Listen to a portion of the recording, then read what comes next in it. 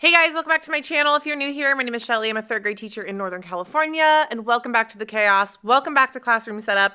Technically, this is like my fourth day in my room, but the second time really picking up the camera to film. I have done some things since the last YouTube video. All of that has been documented over on Instagram, on Reels. So if you don't follow me on Instagram, go do that now. At Early Adventures, you know the drill. But before we jump in today, let me kind of show you all the things that I have done since I saw you last. Make a plan for today, and then let's get started.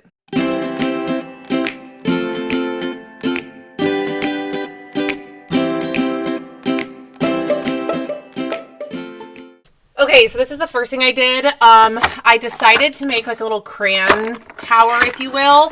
These are for my kids who lose a pink, need a brown, don't have a black crayon, but they don't need an entire new box of crayons. They can come back here and just grab a new one. I just made these labels on PowerPoint in like 0.54 seconds. So that was done. What else did I do? I labeled my library baskets. I didn't do this last year, and I think that's going to help with some of the clutter. Back here, still kind of a hot mess.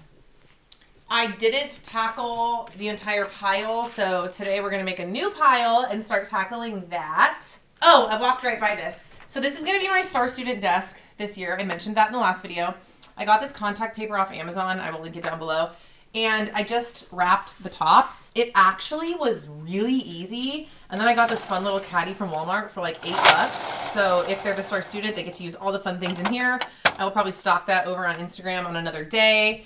That took a little bit of time though, so I did that. And I think that's really it in terms of like big things. Oh no, I lied to you. I made a new Mrs. Coates third grade sign. It wasn't that exciting, but I made that. So that's all that I've done. So I have about 2 to 3 hours that I get to be in here without kids, and I want to make the most of it. I am leaving for vacation, and I don't get back until next week, and then the school starts the following week. So I really want to leave here today feeling mostly done, which is crazy, but it is what it is. So for today, here is what I'm hoping to do. Clean up all the clutter. That's like the first step, because then I can really focus in on other projects. I really need to finalize this whiteboard setup. So I think that is on the menu for today. I have some posters that I want to get hung up. I need to make a list of all the labels that I need for my new IKEA bins. And then I just kind of want to sit down, which I think I'm going to actually do first, and just sort of wrap my head around the first couple days of school. Anyway, so that being said, I lied to you. I'm going to clean first. So let's make our big pile and get that out of the way.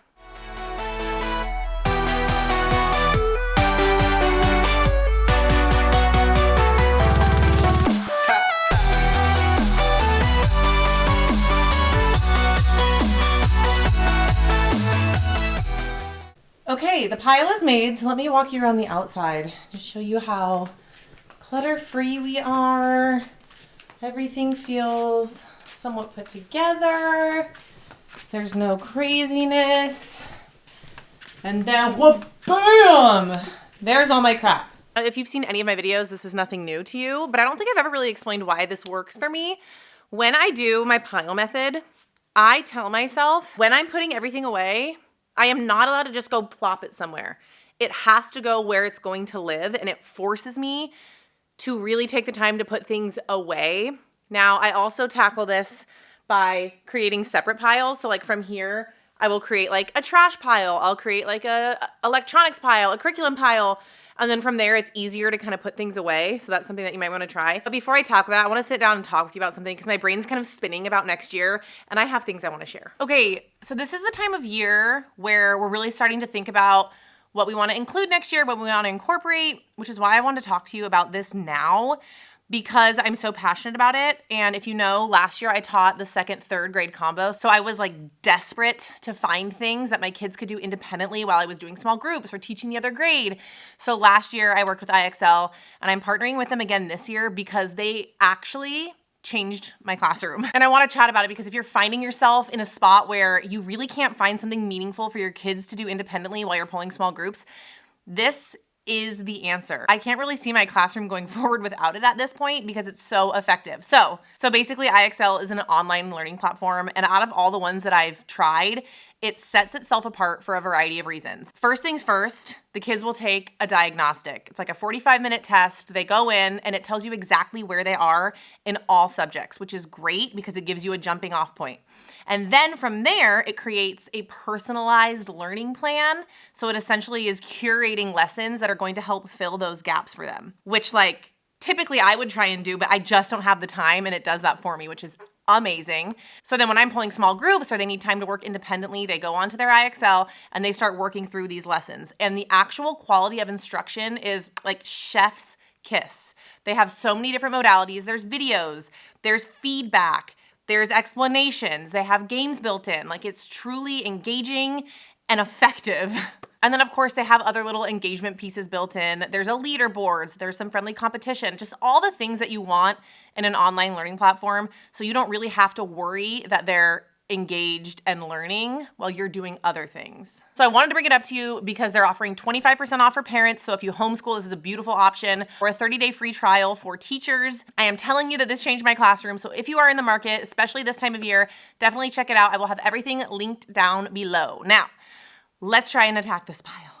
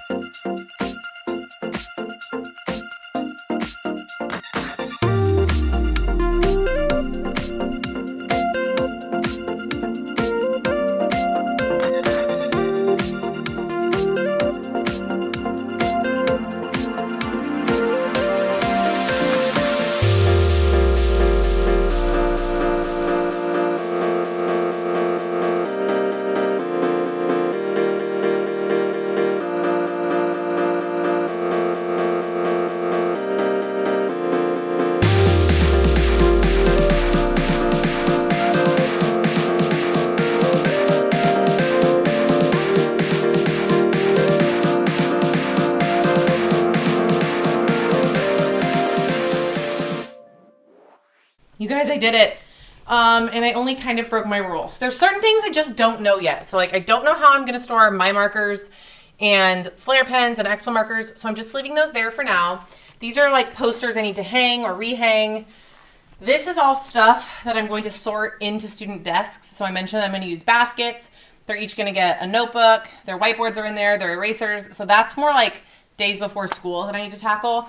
Like my Glade plugins, I'm just gonna wait on some stuff like that. This is all clear. We're all clear. That was a huge task. So for me personally, that has to get done before I decorate because I can teach on the first day of school without things on my whiteboard, right? I can't teach in clutter. So check, big thing done. Okay, now I wanna hang these skip counting posters. I think I'm gonna try and hang them up there, fingers crossed that they fit. And then I'm gonna tackle these whiteboards. But here's my thinking. Okay, so last year I had my schedule here, I had team points here, I had my must do, may do here, and then I didn't really have anywhere to do anchor charts.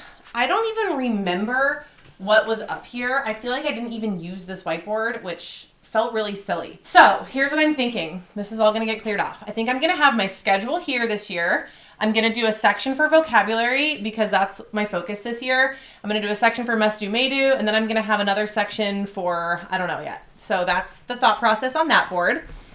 And then over here, I think I'm pretty much gonna leave this blank because this is where I'm gonna store and show most of my anchor charts. Now, in years past, I have always like sectioned things off and been like reading, math, science, social studies. But here's the thing. As aesthetically pleasing as it is, sometimes I have 4 math anchor charts that week and like 1 writing anchor chart. Or sometimes I have no science anchor charts because we're doing other things. And then there's blank space and it's wasted space. So I am truly, I think, just gonna leave this blank. And then as anchor charts come up, they're just gonna get housed over there. And if I find that I need to categorize it, I will. But I think that's the plan. It only took 9 years to figure that out. So that's what we're gonna go with.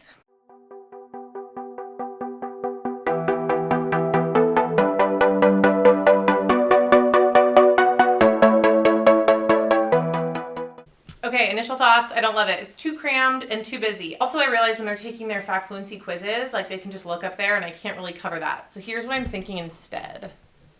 I think I'm going to put them on these somehow, because then on Fridays when they take their quizzes, I can just like put a sticky note anchor chart to cover them. And it's easier for them to see. So we're going to try that.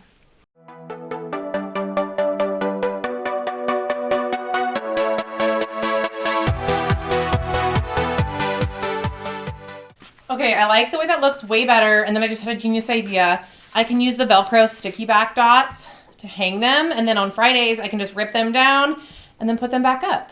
So let's try that. Okay, wait, I actually lied. I am gonna use the sticky back dots, but I know that that's gonna take me a really long time because the dots have to be placed perfectly. So I'm gonna save that for another day because I only have about an hour left and I wanna use my time wisely. So I think what I'm gonna do is try and figure out this front whiteboard a tiny bit. I have my old schedule cards from last year, but I'm gonna make new ones. I think I'm crooked, sorry. And then section it off the way that makes sense in my brain. I just use like black electrical tape because it's easy to peel. And then I think instead of cutting out letters with my Cricut like I've done every other year, it's just a lot. So I think I'm gonna try and figure something else out. And then I'm gonna make like a colored pencil station in the back. And I think that might be all I have time for. So.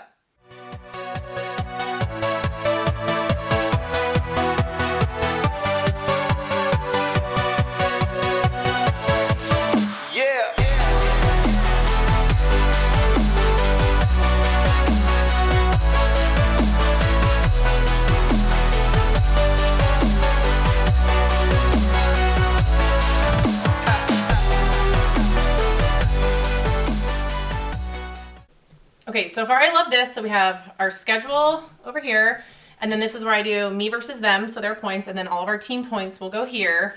Now, I do want a column for vocabulary and a must-do, may-do. I'm just trying to figure out how much board space I want to have. I think I want to have like this space open for like, I don't know, just miscellaneous stuff. Maybe big enough for an anchor chart. So maybe I can split vocab and must-do, may-do up here. Let's see what we can do. Okay, I changed my mind. Anchor chart, cool. This is going to be where I put my whiteboard markers, and then I have two magazine, like magnetic shelves I'll put here for like books or anything else. And then here, I'm going to split this in half and do team points on one side and vocab on the other, and then we'll see how that looks. Okay, this is just one of those like sit and stare forever projects. So I think this is what I'm going to leave it with today. Shelves, team points, vocabulary words, must do, may do. So we'll see. And then this I'll leave blank. I won't have an anchor chart there, but it could be for anchor charts. Because I'm only teaching social studies, I might like put our social studies agenda. This might also be a good spot just for like directions for an activity or something else. So I think this is okay for now. When I go home, I'll make cute like must do, may do, team points, whatever I said before. So I think that's good. Okay, so the last thing I want to do is I want to make like a colored pencil station here for the same reason I have the crayon thing going on. And then I'm going to put my AFMAT pencil sharpeners here next to my regular pencils. So that requires some color sorting. A nice, fun activity to end the setup video.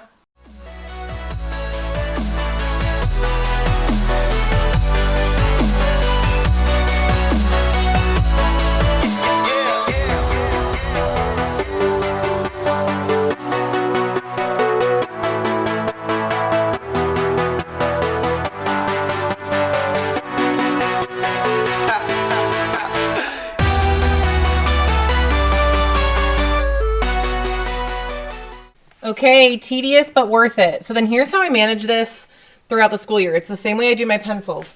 So I'll talk about jobs later, but basically 5 kids have each job, and then at the end of the day, my supply managers, one of their jobs is to sharpen all the pencils. So they'll come back, they'll sharpen these, they'll sharpen these. I'll have 3 sharpeners going at all times. They do a bunch of other things, but that way, these are always sharp, these are always sharp. I don't have to manage it, and there are sharp pencils all day long. I am obsessed. Okay, so here's the current overview. Next time I will Velcro dot those. The board's looking good. Now that I'm seeing it from other angles, there's obviously some crooked lines, but we will fix those. Obviously, I can't stare at crooked lines all year long. Like, those two are driving me nuts, but it's fine. Anyway, a couple things up here, but nothing crazy. Student supplies. We are coming together, y'all.